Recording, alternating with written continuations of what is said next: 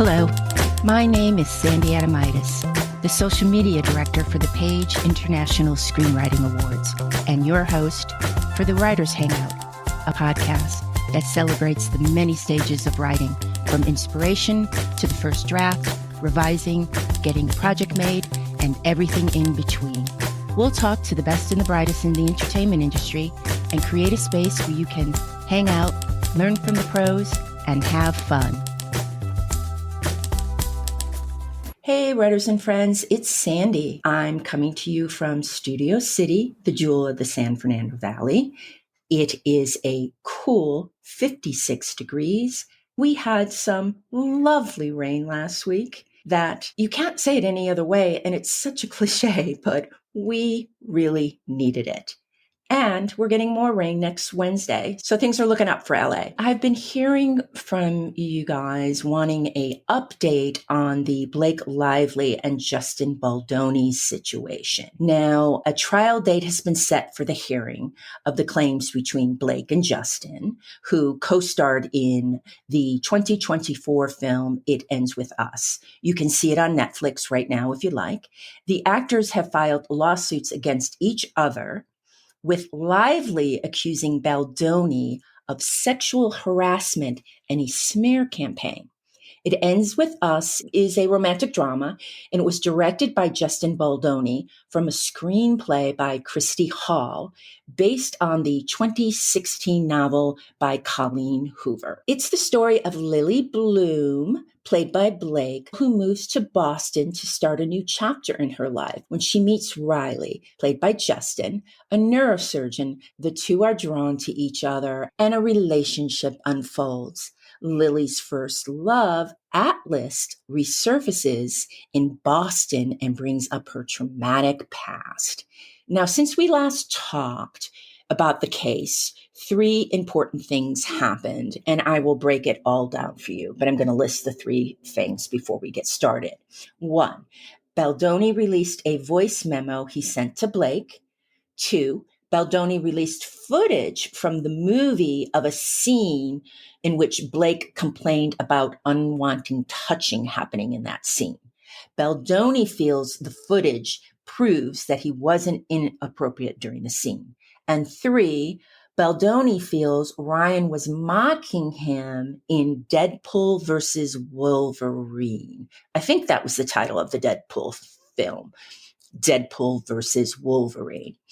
And Justin's camp is saying, if your wife was really sexually harassed, you would never make fun of such a sensitive subject. Now, I watched the footage, and you can watch it online. It's very easy to find. The footage is of Blake and Justin slowly dancing. It's going to be part of a montage, so there's no dialogue, but the actors are mic'd and recorded. The Baldoni camp says they released the footage to show no one was misbehaving. Blake had complained that Baldoni did an unplanned kissing of her neck. Now, you could say, what the heck? He was in the moment, a kiss on the neck. Who cares? Well, the person who wasn't expecting it. Just because you say yes to touching in a scene doesn't mean you get to have free range of a person's body. And next time it's the stomach, next time it's the thigh or whatever. Just thinking of stomach and actors, I'm going to do a pineapple. Remember, pineapple is when you just divert a story and you tell another story that reminds you of the first story, but it really has nothing to do with the first story. And I learned that from Rose Catherine Pinkney. So pineapple, I was at this party with Milo Ventimiglia, and just a group of us were talking in a circle. And there was this reality show about becoming the lead in a Scream Queen competition. And if I remember correctly, could have been Faye Dunaway. I think it might have been Faye Dunaway. She was coaching one of the women on how to get the scream to be real and guttural, blah, blah, blah, blah, actory stuff. And in describing the scene, Milo, who I was standing right next to, just started to reach over to, demonstrate what Faye Dunaway was doing to this young actress. And the world stopped for me. It was in slow motion. And I could see Milo's hand coming to my stomach. We were friends. It was cool. It was fine. I'm thinking in my head, oh my God, Milo's going to feel my stomach. And it's not a flat little petite, cute actress stomach. It's a real stomach. And I wanted to just jump back so Milo couldn't touch me. But then I thought that might be even weird. I mean, this incident took less than 3 seconds, but I did go through a whole scenario in my head. And I think Milo probably is still thinking about it today, saying, whatever happened to that weird girl? Anyway, this is what I was thinking about when I was watching that footage right after the playback starts. Now, playback is the music they are dancing to. Blake notices that they didn't start on their marks, and a light behind Justin's head could ruin the scene. Justin says it looks better with it behind him. Blake said, okay. I actually said, okay, too, to myself. Also, they are falling for each other in this montage scene. And Blake feels and thinks they shouldn't kiss, but tease the audience with the possibility of the kiss. Get their lips close, but never touch. And they should be talking to each other, so the audience will lean in, wondering what they're saying to each other. Justin agrees over and over, but he's really not giving Blake what she's asking for. And in the film, it ends with us.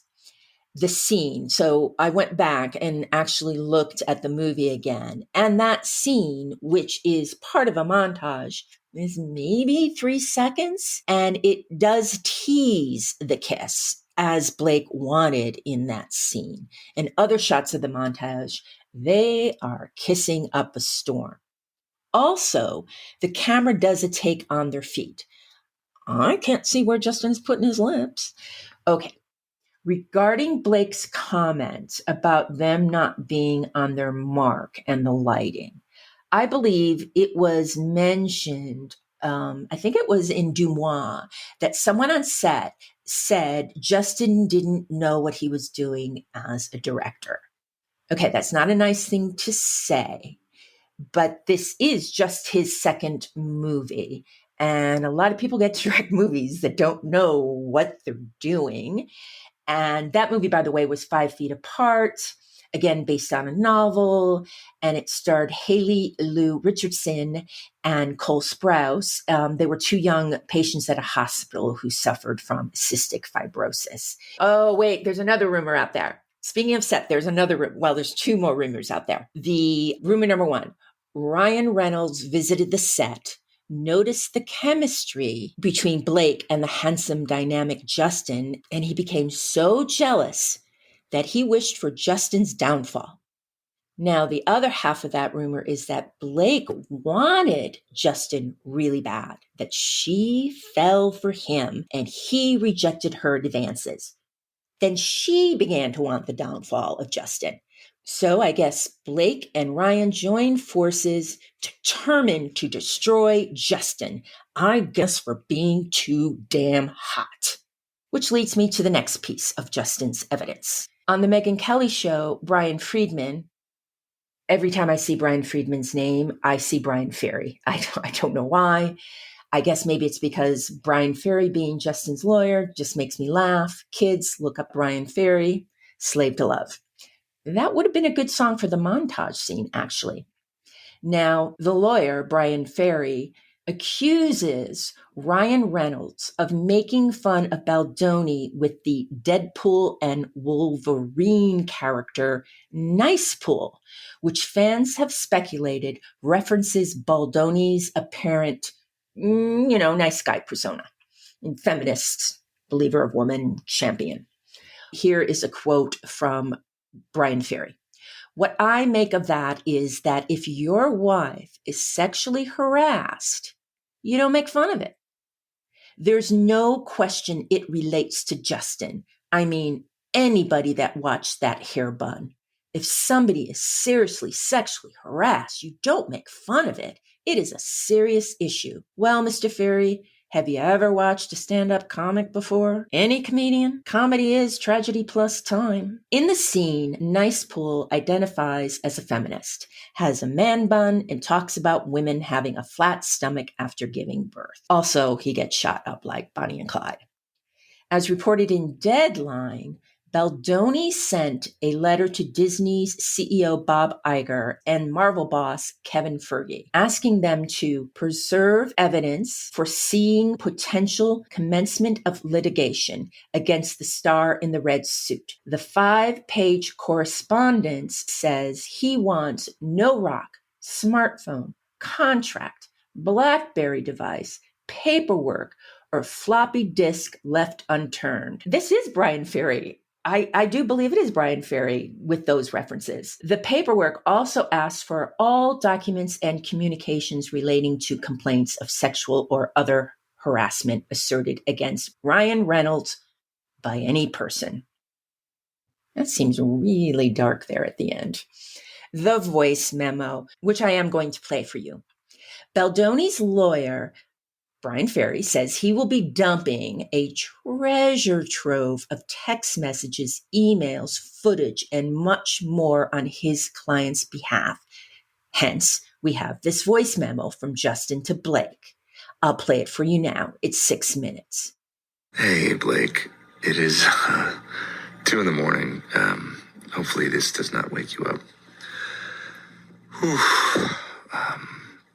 Wow, there's so much I want to say to you, and I hope that we can FaceTime or see each other in person soon and get to talk more. But I'm just going to send you a few thoughts, and hopefully it's not going to be more than a few minutes. But that I don't have the best track record. I don't think either one of us have the best track record for our voice memos. I want to start with an apology. Man, reading the second part of your message, my heart sank, and I'm really sorry. I for sure fell short, and you worked really hard on that, and the way you framed it, and how that made you feel. I just want to say thank you for sharing that with me. That takes a lot of trust and vulnerability, and I feel really grateful that you feel safe enough to tell me that that's how you feel and share that with me. And I'm really sorry. I f***ed up. That is a fail on my part. One thing you should know about me is I will admit and apologize when I fail. I am far from perfect. I'm a very flawed man, as my wife will attest. And and I'm going to f*** up. I'm going to say the wrong thing. I'm going to put my foot in my mouth. I'm going to piss you off, probably, but I will always apologize and find my way back to center. That is one thing I can assure you of. And I'm sorry I made you feel that way. That must have felt terrible. And I will for sure do better. That was not my best weekend, and I should have given it more time. And damn right, you got great friends if that's how you felt and they knew that. And we should all have friends like that, aside from the fact that they're two of the most creative people on the planet. The three of you guys together is unbelievable. Talk about energy and just a force, all three of you. But I just wanted you to know that I didn't need that, because it's really good and it's going to make the movie sing, like you said. And I'm excited to go through the whole movie with you. I'm just excited to spend time with you. I'm excited to be in your sphere and your presence, and for us to share creative juices together, although that sounds terrible. I think you and I have been trying to build a relationship, which I think we've done successfully. I mean, here we are talking like this, me into my phone at 2 a.m, but largely via text and voice note. And that, I will be honest with you, that is not my biggest strength. I love being with people and being in somebody's